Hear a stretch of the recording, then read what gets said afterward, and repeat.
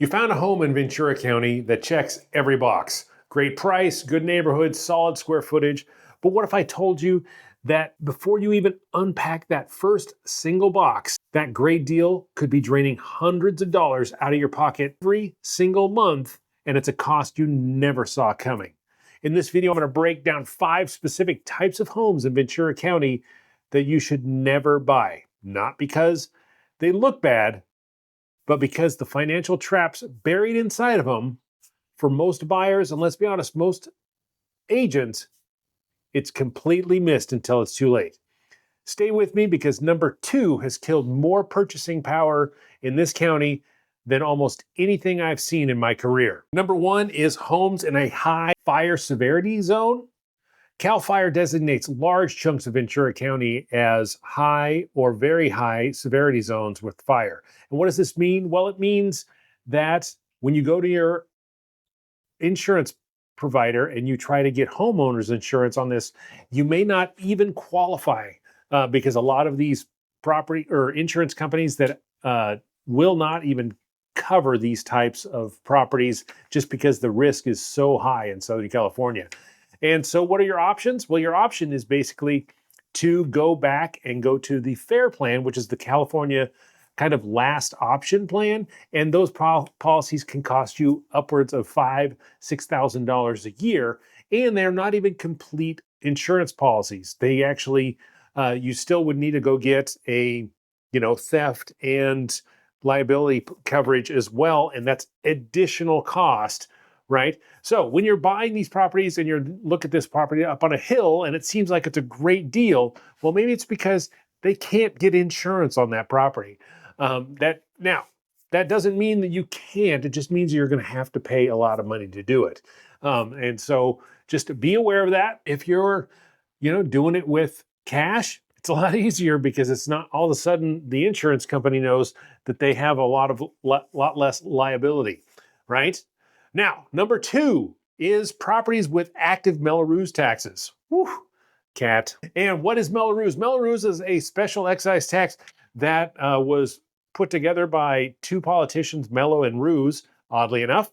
And what it does is it pays for things like school districts and things like that. And it's a way around Prop 13. So a lot of property taxes are capped because with Prop 13, you can only raise up property taxes a little bit, a certain amount. I think it's 2% a year. And so that's very restrictive, which is a great thing because otherwise property taxes can get really out of control. Now, that said, there are these special zones that have Mello-Roos tax. It's typically in newer builds. And so if you see something that's brand new that is large enough that requires a school district to come in and be attached to it, then this Mello-Roos tax will probably attach to it. And a lot of times you don't know this until you actually get your NHD or your natural hazard disclosure statement, which has some tax information in there.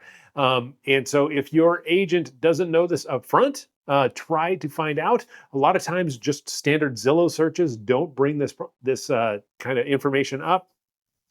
And so what it creates is a situation where you either make an offer or you think you're getting a great deal I've actually seen one person actually not read any of the documents that they were signed and they bought the property and they were dumbstruck because they got hit with all their Mello-Roos tax, which was $500 a month. And that can really cut into your monthly nut. 3 on my list is homes with unpermitted garage conversions or ADUs. And the real key there is if there's a garage conversion at all, you need to make sure that you're paying attention on if it is permitted. 9 times out of 10, they are not. And it doesn't mean that you can't buy the property typically, and you might not be able to get lender to purchase the property, meaning you can't get a loan on it, but it doesn't mean you can't go in there and rip it all out and just have a normal garage. Same thing with ADUs. If these things are not permitted properly or add-ons not permitted properly, you can really get stuck And a lot of times they add these things onto the property with actually paying all the permits and everything. Doesn't mean they can't be permitted. If it's done well, you can get the city or the county to come out and permit it, but it's going to cost you money to do that. Sometimes up to 50 grand in time, right? And that means that you might not be able to buy the property in the timeline that you want to. So what do you need to do about that is just make sure that you get full disclosure on anything that looks like it might not be permitted, which is crazy, but so ask about ADUs. If there's a garage conversion, if there's a patio that's been put together and it looks a little bit on the wonky side, make sure that it's all been permitted. Because a lot of those things get done and they are not permitted, and that's no good. All right. Number 4 is that pre-Northridge homes and their seismic retrofits. And what does that mean? Well, the Northridge quake was in 1994. So anything prior to that was built under a different set of seismic rules, because after Northridge, they rejiggered all these seismic rules. And so there's a lot of properties in Ventura County that actually require some seismic retrofits that have not been done. And so be careful when you're buying a property that you know that those things are done. You do the foundational inspections, you have full property inspections, and so you can understand what you're really getting yourself into, because those retrofits can cost a lot of money.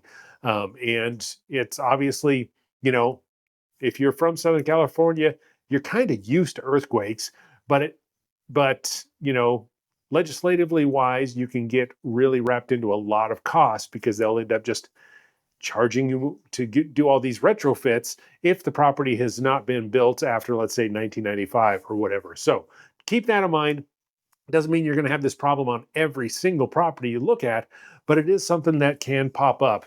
And so, all right. Last but not least, and this one is my least favorite of this whole group. The upside is this is the most easy to actually figure out. When you walk into a property, you know immediately if it fits into this category. And what does that mean? That is the lipstick flip. And that means that there's let's say a company or some investors that put some money together, and they're just buying properties on the cheap and flipping them as fast as possible. What does this look like? Well, typically, this looks like a house that is 100% white, and because they're just trying to do things as cheaply as possible. So they'll be upgrades as far as cabinetry in the kitchen and things like that.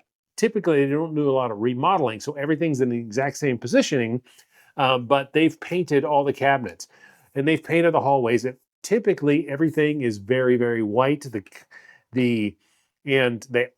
It almost is like they taped things off and just came in with a big, huge spray gun hose and just went with all the paint everywhere.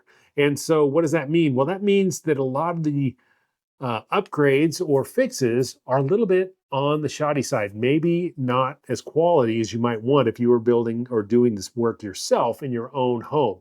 So just be aware of that. It's one of those ones that it looks good in pictures, but if you start really rummaging around and opening things up and looking at things when you're walking around the property looking at it, you realize, oh, this was done on the cheap, like everything. And so that's all well and good for the next few months. But if you're living in this property and you see that change, and you see that, you will actually start to have to repair a whole bunch of things left and right. And it's just no good that way. So all of these things are things that you need to watch out for when you're buying property in Ventura County. Those are my 5 biggest don't buy these homes. Just to avoid that financial trap. There's a lot of these things that if you purchase them without these items as problems, you have much more buying power. So you can end up buying a much better house because you're not spending $800 on Mello-Roos or $5,000 a year on fire property insurance or property insurance for your fire hazards. And so those things really add up. And when you're getting your mortgage, maybe you can afford a little bit more if you don't get it up on the hillside or you don't get in a seismic zone. Now, all of Southern California is a seismic zone. So Keep that in mind. Those are the best ways to watch out and save your pocketbook and be able to buy the most home possible without going through all these other expenses. Thank you so much for watching. Be sure to subscribe, and I will talk to you later.